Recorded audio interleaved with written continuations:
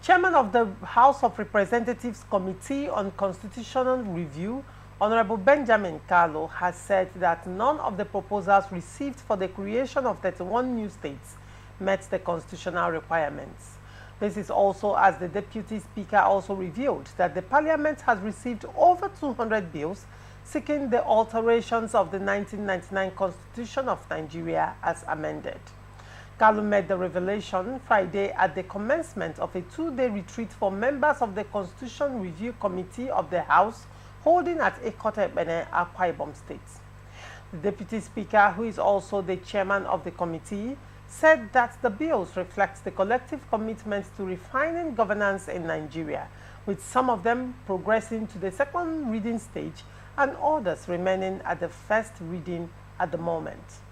The committee's objective for the retreat included reviewing bills, incorporating input from consultants, familiarizing members with bills' content, prioritizing bills based on national interest, and preparing for zonal public hearings and a joint harmonization meeting with the Senate.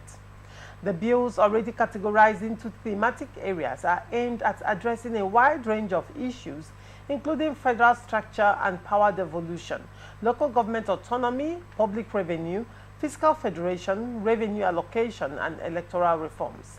Kalu said, "Distinguished colleagues, currently we have 151 House bills before us. But I'm sure these numbers are the last count before the recent additions. My office has been told that there are about 250 constitutional amendment bills that will pass through the House for this committee. This bill reflects our collective commitment to refining governance in Nigeria. While some have progressed to the second reading stage, others remain at the first reading stage. But it is our intention that by the time we are done with our conversation during this retreat, we progress those bills at the first reading stage for them to be given expedited hearing. The compilation process has revealed instances of duplication, whether by sponsors or overlapping subject matters. This necessitates meticulous harmonization to streamline efforts and eliminate redundancy. To aid our analysis, bills have been categorized into thematic areas, and our consultants have conducted thorough reviews offering insights to guide prioritization." And George, at this point, what do you make of the statement of Kalu that 31 state proposals didn't meet requirements? Well, the Deputy Speaker of the House of Representatives have spoken, and I have no reason to doubt his position because the creation of new states in Nigeria is quite cumbersome. It's cumbersome. It's not just something you draft a bill, send to the National Assembly, and it is passed. It's very difficult. You will agree with me that ever since we returned to democratic rule in 1999, there has been several attempts to create more states, but it has not seen the light of the day because of the cumbersomeness of the process. So for him to say that, the new bill, seeking for new states did not meet all the requirements and all of that, I don't have any reason to doubt him, because before now, at the local level, we have even discussed and debated, and we have people who we have the view that it will never see the light of the day.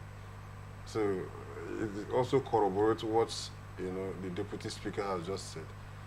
Even though personally I would have loved to see the creation of new states. Why? I would have loved to see, because I strongly believe that that will bring more development to the nation.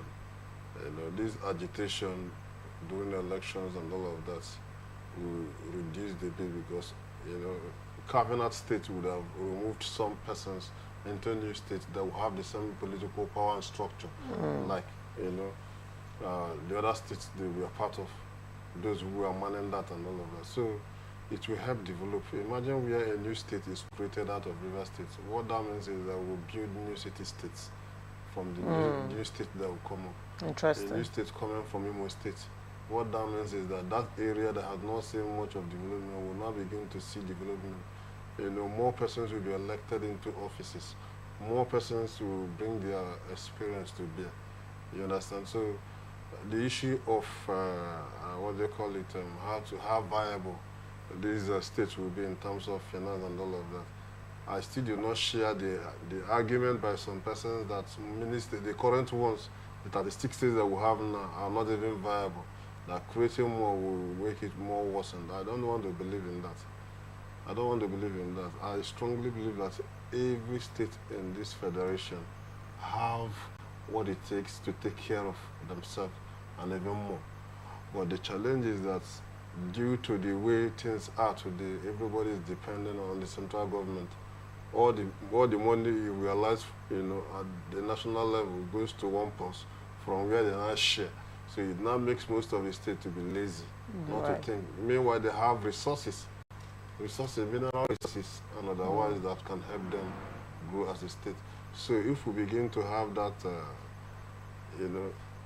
that aspect, into our consciousness that a state can develop, even without hoping or, relying on the federal government with what they have internally, that means that the people will begin to work so hard on how to harness those mineral resources and turn it into a good mine. So I believe strongly that if we create new states, developments will be more. Security issues will even be less.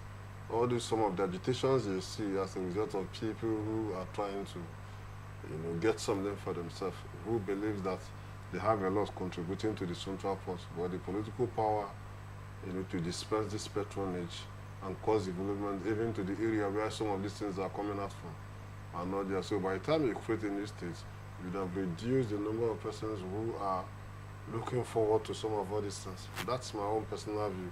All right.